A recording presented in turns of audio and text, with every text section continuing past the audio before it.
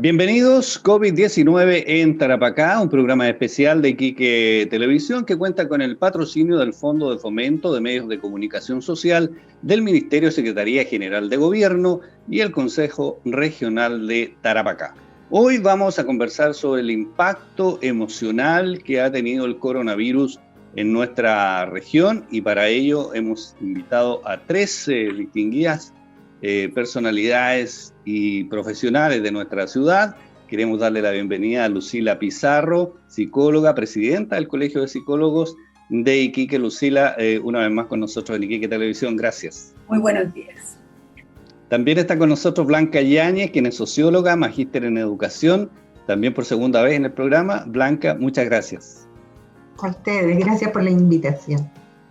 Y también está con nosotros Jorge Sarmiento, quien es psicólogo de la Unidad de Psiquiatría del Hospital Regional. Jorge, gracias por acompañarnos. Muy buenos días, muchas gracias por la invitación.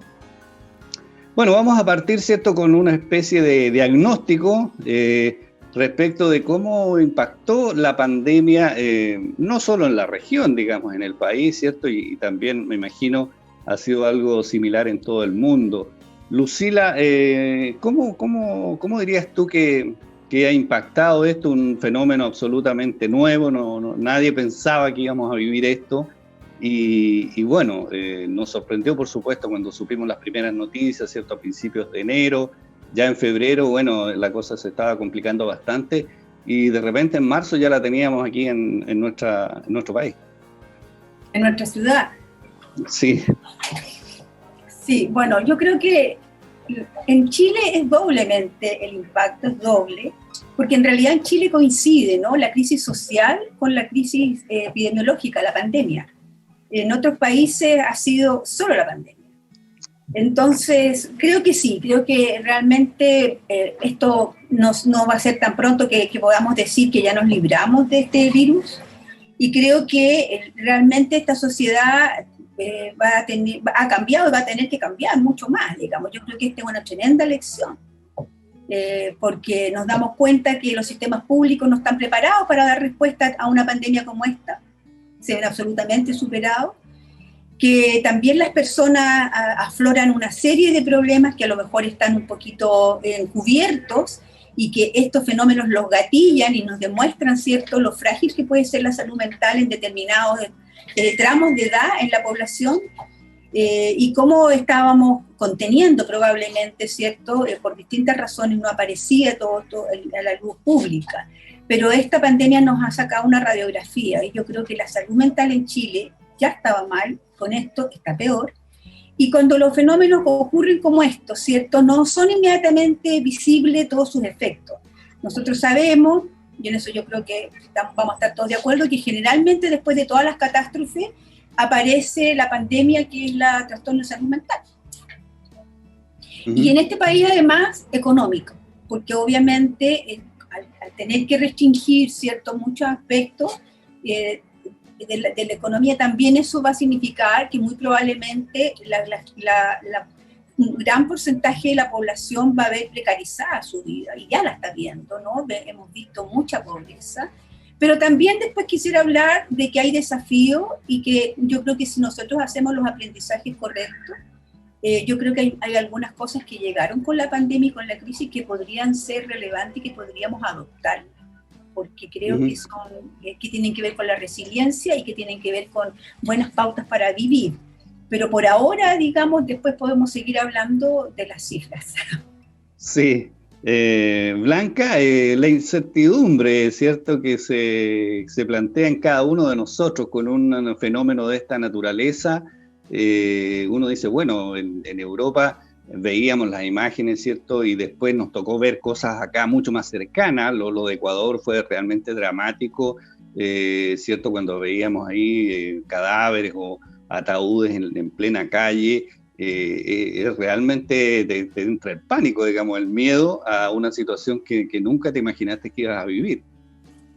Exactamente. Yo te diría que la incertidumbre no solo fue por el miedo externo, digamos, el miedo a lo desconocido, a lo que está afuera, y a la forma como los medios de comunicación inicialmente nos informaban, ¿no?, con mucha alarma, y gatillando temores, y también demasiado, yo te diría, sensacionalista también en mi concepto, en la forma como nos fue informado, ¿no?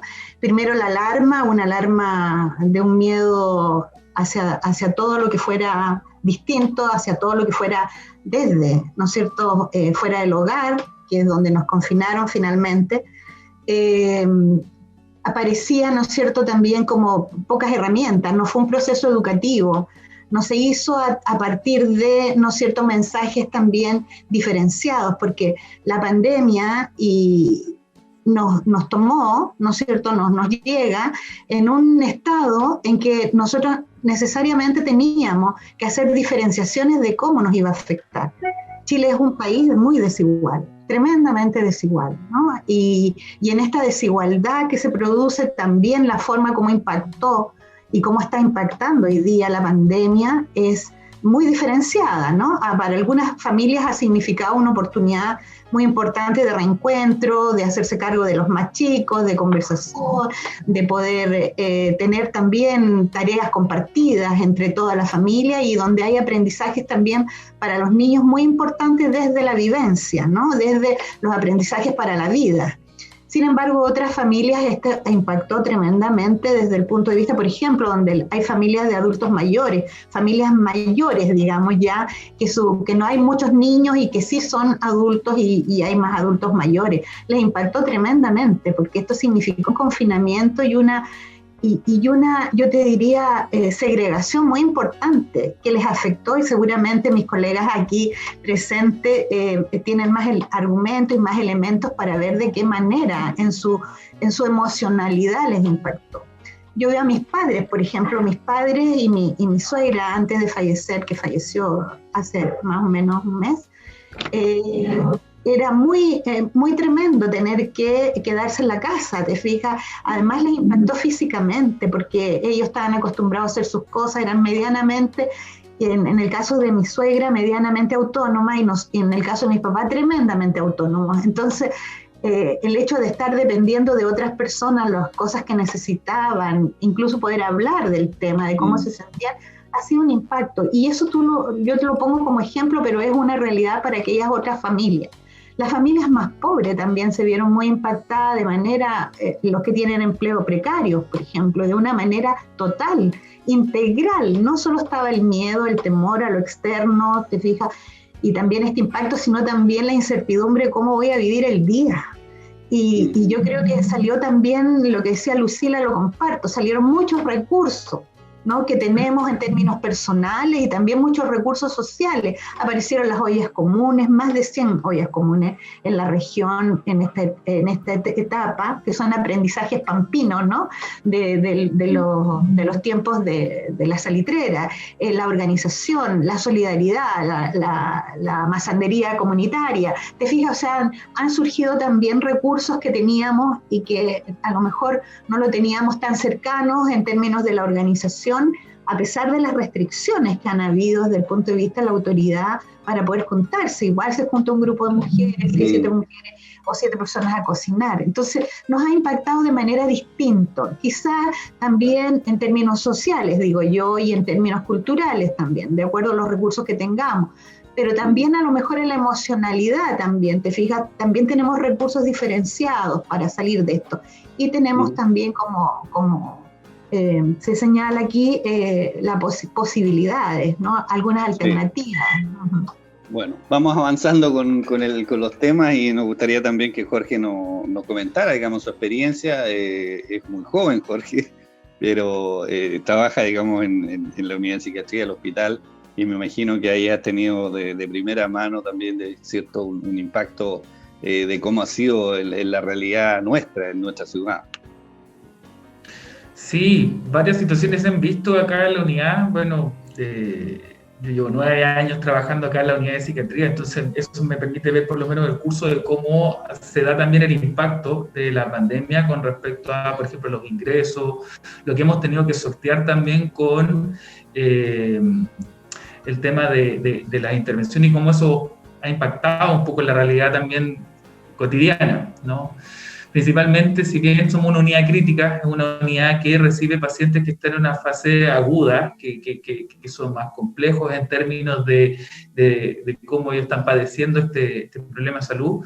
Lo que hemos visto acá en la unidad es que la mayor cantidad de pacientes que ingresan asociados a esto que exponen mis colegas tiene que ver también con reacciones de estrés agudo, en los cuales están sometidos por este temor de repente de padecer la enfermedad, o en otras situaciones que son como secundarias a.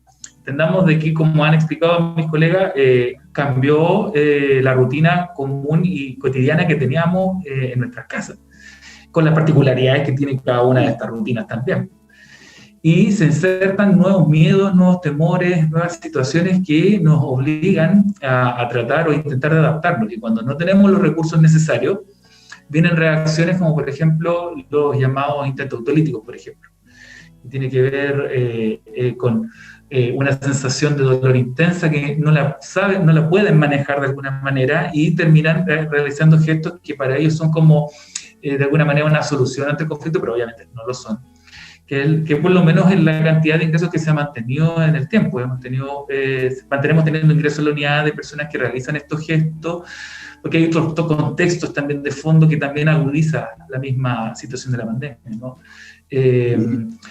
De violencia intrafamiliar que quedan asolapadas y que de repente dentro de una situación de pandemia se tienen menos recursos para poder enfrentarlo, abordarlo, o recurrir a algún sistema que te prevea algún soporte, alguna ayuda. Entonces, ante esta angustia vienen estas situaciones. Obviamente hay un impacto también en la red asistencial. Hay una distribución de los recursos, obviamente, frente a la pandemia, y hay una protección también hacia el recurso humano, que eso limita de repente el acceso en salud mental. Y eso también presiona a que haya más ingresos a la unidad, ¿no? Pero específicamente del COVID tiene que ver con eso, ¿no? Con la reacción al estrés agudo, con cuadros que venían ya de hace mucho tiempo en tratamiento, depresiones graves o trastornos de personalidad que de repente, frente a este cambio, frente a este nuevo proceso de cotidianeidad, hacen crisis. Y ahí es donde viene el proceso terapéutico. Ok, Lucila, tú nos señalabas, ¿cierto? Que bueno, sabemos que la salud mental de los chilenos tiene bastantes complejidades, esto antes de la pandemia, y tú nos señalabas, bueno, se han acentuado con mayor razón durante este tiempo. ¿Y cuáles son los trastornos más recurrentes que ha traído consigo esta situación? Claro, en general, los trastornos del espectro ansioso, estrés, mucha ansiedad, trastornos de estrés postraumático, trastornos del sueño, violencia, y en los hombres impulsividad también, y problemas familiares. Pero en general eso es como lo que hay, lo más afectado. No nos olvidemos que yo insisto que aquí la sintomatología está asociada con pandemia más crisis social. Nosotros en la plataforma de atención gratuita que inició el Colegio Psicólogo con un apoyo de voluntarios, de psicólogos voluntarios, nosotros hemos recibido personas que fueron violentadas por violencia política, ¿cierto? Por maltrato, por tortura de carabineros, y también hemos recibido personas que están viviendo una situación de mucha incertidumbre y de mucha precariedad a propósito de COVID. Entonces tenemos ambas tipos de consulta, motivos de consulta en la plataforma. La verdad es que no es extrañar que esa sea la línea de los trastornos, ¿ya? O sea, es como en general lo que aparece ante este tipo de experiencia. En muchos casos, Lucila, la gente, ¿cierto?, escucha a la autoridad que te pide quedarte en la casa, ¿cierto? Y tú tienes la necesidad de salir a ganarte el pan día a día, digamos, que era un poco lo que nos decía Blanca, digamos, hay una situación de vulnerabilidad muy alta en la región. Y ahí, ¿cuál es la situación? Porque se produce, me imagino, una tremenda angustia. Por un lado te están diciendo no salgas de tu casa, ¿cierto? Porque puede ser grave, digamos, la situación. y por otro lado tú necesariamente tienes que salir a ganarte el pan de cada día. ¿Qué le pasa a las personas en esas circunstancias? Eso tiene que ver con lo que yo decía, ¿cierto?, hace un rato, y que también lo señala Blanca. Este es un país tremendamente desigual, muy inequitativo. Y lamentablemente los sistemas públicos no están preparados porque están también precarizados, ¿no?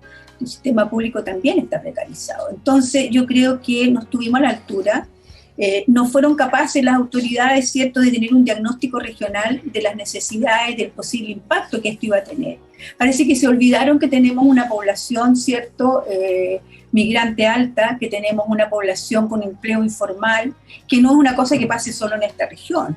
El empleo informal en Chile ha crecido enormemente en la última década, enormemente, o sea, es tremendo. Y entonces cuando tenemos estos sistemas públicos precarizados, cuando no tenemos políticas regionales específicas frente a estas dos crisis, ¿cierto? Porque si se pensó realmente que había que hacer una cuarentena por razones de distinta naturaleza, por el flujo, porque aquí es una región que entra y sale mucha gente, ¿por qué no se pensó en políticas específicas? Porque si esa gente come, como tú dices, lo que vende en el día, eso es lo que le permite comer. ¿Cómo entonces pueden quedarse obedientemente en la casa sabiendo que sus hijos no van a tener que almorzar? O la comida del día. Entonces, así de dramático es, y siento que a veces hay como una indolencia, como que ciertas personas o ciertos sectores no quisieran ver que Chile es desigual. Y que cuando les dicen cuarentena, todos están pensando en una casa o en un departamento que tiene sobre 60 metros cuadrados, 50 metros cuadrados. Pero cuando la gente vive en 20 metros cuadrados, en 10 metros cuadrados, o en una pieza, literalmente, ¿cómo le podemos pedir que ahí estén todo el día una familia de 7 u 8 personas?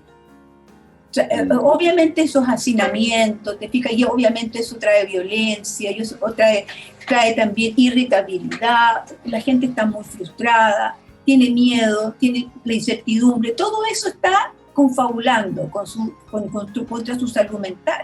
Además del hambre, la salud mental, digamos, sigue echándose a perder. Entonces, creo que ahí donde no hubo ninguna mirada regional, ni tampoco los sistemas públicos, como digo, estuvieron a tiempo para ofrecer distintas soluciones a lo económico y también al resguardo de la salud, porque los hacen ver a la población como tremendamente irresponsable, casi psicopática. ¿Te fijas? O sea, están en la calle porque son cara dura, porque quieren pasarlo bien, solo eso. Cuando en realidad es probable que haya un porcentaje muy mínimo que así lo vea, que así sea. Pero todos los demás es por una tremenda necesidad, ¿no?, de mantener una familia, etc. Sí, Blanca, bueno, ha salido varias veces el tema, digamos, de las medidas, ¿cierto?, que se toman con un carácter centralista y el problema, digamos, que ello conlleva. Y efectivamente, ¿cierto?, nuestra región tiene particularidades que la hacen única y que probablemente nunca se tomaron en cuenta a la hora de tomar estas decisiones. Y por otro lado, la autoridad local también le falta, no sé si ponerse, como se dice en buen chileno, ponerse los pantalones, digamos, ¿cierto?, para hacer ver la realidad que tenemos. Y de alguna manera se asumen estas políticas nacionales de manera bastante obsecuente. No sé cómo lo ves tú. Mira, yo creo que toda autoridad, en el caso de la región, tiene como dos grandes tareas. Una es que pertenecemos a un Estado unitario, no somos un Estado federado, y eso nos marca mucho. Y hace que, ¿no es cierto?, se transformen y tomen los elementos de administración del Estado como las únicas variables para ejercer liderazgo. Pero hay una variable que es muy importante, la territorialidad. Cada autoridad tiene la obligación no solo de administrar un Estado unitario y por lo tanto bajar política pública, sino tiene particularmente en el caso de las regiones una obligación de desarrollo del territorio. Y eso implica necesariamente diagnósticos adecuados y permanentes del territorio y utilizar las herramientas que este territorio tiene, ¿no? Las universidades locales no solo tienen, te fijas, desde el punto de vista de lo que somos, la obligatoriedad de formar profesionales, sino también tienen la obligatoriedad de vincularse con el medio, que no es mandar a los alumnos a prácticas a distintos lugares, sino es pensar la región para el desarrollo. Sin embargo, yo diría que en eso tampoco tenemos herramientas importantes y tampoco se potencian esas herramientas importantes. Hay posibilidades como el FIC, por ejemplo, que es un fondo para la innovación, y se han utilizado siempre en los mismos tipos de áreas, ¿te fijas? Entonces no hay diagnóstico adecuado, ni en educación, ni en salud, y no se conoce el territorio. Por lo tanto, terminan siendo muchos liderazgos, la mayoría, diría yo, meros administradores de políticas nacionales. Eso nos hace mucho daño. Más considerando que en Chile la centralización del poder está súper elitizado, ¿no? Es decir, está concentrado. Fíjate que hay un estudio muy interesante que les recomiendo a todos los profesionales y personas que quieran verlo. Está en las páginas del Programa de Naciones Unidas para el Desarrollo, del PNUD, y este estudio se llama Desiguales. Lo hicieron antes del estallido social, fue un estudio de 3 años en todo el país, levantaron información muy importante, y fíjate que este estudio habla de la elitización de la política, y nos dice, fíjate, que el 70% de los ministros, el 60% de los senadores y el 40% de los diputados responden a 16 colegios en Chile, a 2 universidades y a 3 carreras. Eso significa que el impacto que tiene ese grupo respecto a las decisiones que está tomando, a cómo ve el país, a cómo ve las regiones, a cómo ven los problemas, están súper elitizados. Por lo tanto, ven su propia realidad. Cuando toman política pública la hacen con este sesgo y no ven la realidad. Entonces yo creo que es muy importante que nosotros como ciudadanos y las organizaciones ciudadanas en la región no solo resolvamos los problemas, sino también vayamos desarrollando cierta capacidad de poder también hacer control, te fijas, de la política pública. El control social es fundamental para que una política pública sea aceptada. Lo decían mis colegas, hay un nivel de malestar instalado. Y fíjate que no solo el malestar porque hemos sido inequitativos o desigual en la educación, en la salud. El que tiene recursos la tiene, ¿no? Incluso puede resolver sus problemas. El que no lo tiene se fregó. Y se fregó y tiene que estar en las políticas sociales, y las políticas sociales son tremendamente restrictivas, son tan restrictivas también que si le pones la variable de género son tremendamente discriminatorias, por ejemplo, para la mujer jefa de hogar. No llegan, ¿no? No llegan. Ahora con el tema del 10% se logró hacer un impacto, ¿no es cierto?, de retirar lo que deben muchos padres a sus hijos. Eso te habla de una realidad que hay que leer, que hay que también legislar en función de eso. Entonces es muy importante que nosotros tengamos en cuenta que las políticas públicas tienen que ser de acuerdo a una realidad. Tenemos recursos regionales, en vez de comprar tantos vehículos que a lo mejor no lo necesitamos, ¿no? Para bomberos, para la policía. Necesitamos política pública regional, y la política pública regional no se ve. No hay ni siquiera una buena bajada. Entonces, eso es muy preocupante, porque nos restringe las posibilidades de futuro. Ok. Bueno, Jorge, el tema de la mujer también ha salido, ¿cierto?, en la conversación. Me gustaría que tú también nos hicieras algún comentario respecto de todo lo que significa, porque efectivamente, ¿cierto?, entiendo que ha aumentado la violencia intrafamiliar, está la precariedad de muchas madres que son jefas de hogar, que también tienen la tremenda disyuntiva de cuidar a los niños, ¿cierto?, que tienen que quedarse en la casa y por otro lado salir a trabajar, a ganarse el sustento diario. ¿Cómo ha sido ese impacto también desde el punto de vista de ustedes ahí en el hospital? O sea, indudablemente, bueno, hay cosas que todavía estamos al debe con respecto a políticas públicas, con el tema también de violencia de género, que eso viene de antes. De hace mucho rato, que está pendiente y que hoy día se acrecentan obviamente con un contexto que lo está presionando, que es el tema de esta pandemia, porque la pandemia no solamente afecta a la salud física y la salud respiratoria, afecta a la salud mental, afecta de manera cotidiana, de manera económica. Tenemos una crisis económica, una demanda en salud, hay mucho temor y obviamente está esto que ya venía de hace mucho tiempo, que ahora es más visible, pero seguimos al debe. Seguimos muy atrasados en términos de legislación, en términos de red de apoyo. Se han instalado nuevas redes, hay redes informales también. El otro día conocí algunas redes de de mujeres que estaban como muy pendientes de ayudar, ya sea con asistencia en cuanto a representación legal, también asistencia también más de tipo de apoyo si habían precariedades de alimentación. Entonces, lo bueno, que lo mencionaban hace un momento atrás, han existido instancias informales que hablan de también cómo como sociedad nos posicionamos. Ahora, en el tema de la salud, claro, indudablemente nosotros vemos muchos casos que llegan por situaciones de violencia que al final terminan haciendo un acting out, una reacción al estrés y terminan tratando de salir de ese círculo haciéndose daño. Y eso es una situación grave, también es una manera de violencia. Sí. Aunque sea realizado por sí mismo, pero es producto de la violencia que están viviendo, ¿no?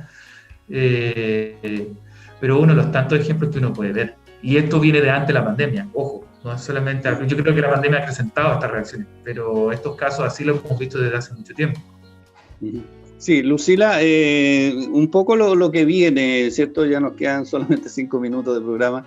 ¿Qué es cómo se visualiza esta situación? ¿Cómo salimos de esto? Tenemos una larga cuarentena, ¿cierto? Probablemente una de las más largas que hay en el país. Existe la ansiedad, ¿cierto? Y la necesidad también de poder salir, de poder cambiar un poco de estado, pero tenemos por otro lado, ¿cierto? Este temor al rebrote, no va a ser sencillo de aquí a fin de año probablemente, o quizás vamos a pasar al año 2021 con esta misma situación. ¿Cómo lo ves tú? Bueno, mi mirada es particular, me hago cargo, yo siento que realmente las soluciones están en que nosotros cambiemos el Estado en Chile, porque mientras el Estado sea subsidiario y no garantice derechos, vamos a seguir teniendo esta precariedad y esta inequidad en el país, y esta desigualdad. Y catástrofe que pase nos va a mostrar la tremenda desigualdad que hay, como entre dos chilenos lo viven tan distinto, dos familias chilenas las viven tan distintas. Y lamentablemente quienes lo viven más mal es la mayoría. ¿Te fijas? Entonces mi postura dice que realmente la forma de que podamos cambiar lo que le pasa al país frente a esta pandemia, frente a la crisis social y todo, es que se resuelva eso cambiando un Estado. Y para cambiar el Estado, el tipo de Estado, tenemos que cambiar la Constitución. Y felizmente nosotros tenemos en octubre la posibilidad de aprobar un cambio constitucional. Y eso es lo que necesitamos en este país, porque realmente tenemos que darle una vida digna a los habitantes de Chile. Y eso significa que tenemos que garantizar derechos que hoy día no están garantizados. Como por ejemplo, yo te digo, ¿cómo es posible que la salud pública atienda al 80% de la población y tenga el 50% de las horas médicas? Eso es algo que nadie podría aceptar, ¿cierto? Es inadmisible, pero eso es así. Y muchas otras más. Como que tenemos un altísimo porcentaje de empleo informal, de gente que tiene trabajos a honorario, o sea, muy alto. Entonces, toda esa precariedad del país, si nosotros tuviéramos, por ejemplo, una atención primaria en Chile, como corresponde, potente, mucho de esto que está pasando hoy día no lo habríamos vivido, porque habríamos tenido educación comunitaria, que nosotros aquí lo tenemos que tratar de subsanar antes que pasen las cosas. Entonces habríamos tenido mucho más trabajo comunitario, mucho más psicología comunitaria, y también habríamos tenido trazabilidad a tiempo, que tampoco la tuvimos, porque ese es un rol que tendría que haber tenido la atención primaria y que nunca se le empoderó. Y lo hicimos tardíamente. Entonces yo creo que hay que hacer un análisis y nos va a demostrar y nos va a llevar a eso mismo. Vamos a llegar a ese diagnóstico y yo espero que lo podamos resolver en los próximos años. Porque de verdad también hemos aprendido cosas buenas, y esto significa que nos volvieron a decir que Chile era solidario, que había perdido esa solidaridad y que hoy día la recupera, que también nos recordó que hay territorios y el territorio se ha empoderado. Y hoy día hay líderes territoriales pero muy buenos, que están mostrándonos caminos y nos están diciendo que somos capaces de unirnos, somos capaces de organizarnos. Hasta cooperativas están surgiendo, cosa que para mí es realmente alentador. Yo creo que esto es un remesón y creo que Chile tiene el derecho y tiene el deber de cambiar y de ser más solidario y de preocuparse de toda su gente y no permitir más estas inequidades. ¿No? Necesitamos desde todos los ángulos, desde la salud mental y todo, necesitamos estar todos pendientes de eso y aportar a ese camino que necesitamos de cambios. Sí, Blanca, bueno, surge, ¿cierto?, la arista política aquí de todas maneras, y de alguna manera también, ¿cierto? Lucila señala una posibilidad, digamos, de cambio. Este tema de la nueva constitución, de ir a votar el 25 de octubre, sin duda que es relevante. Y de alguna manera también habla ella de los liderazgos. Surgen liderazgos en la base, pero ¿cierto? En la élite uno ve muchas divisiones, ¿cierto? No hay propuestas concretas. También hay una sensación de frustración, digamos, de que esos liderazgos nuevos no tengan un protagonismo, o por lo menos a través de los medios de comunicación. No sé cómo siente la gente, digamos, esa desconexión, esa necesidad de nuevos liderazgos, y por otro lado, cierto, que ellos no los vean masivamente, por lo menos a través de los medios de comunicación. Mira, yo creo que los medios de comunicación tienen una labor fundamental en esta época, ¿no? La tienen para mostrar la realidad territorial de lo que somos. Yo creo que tenemos efectivamente una oportunidad. Creo que Chile, y voy a ser bastante clara en eso, yo creo que el cambio constitucional está ganado, porque creo que la tolerancia se terminó. Yo creo que esta época, tanto el estallido social nos mostró, ¿no es cierto?, y en particular la pandemia, que no queremos un Chile diferenciado, que no queremos que el 5% de la población, ¿no es cierto?, se lleve un nivel de la riqueza mayor, porque eso en definitiva nos hace daño. No es por envidia, no es por resentimiento, no sé cómo lo ven algunos, pero desde el punto de vista analítico, ¿no es cierto?, es imprescindible que se produzcan cambios.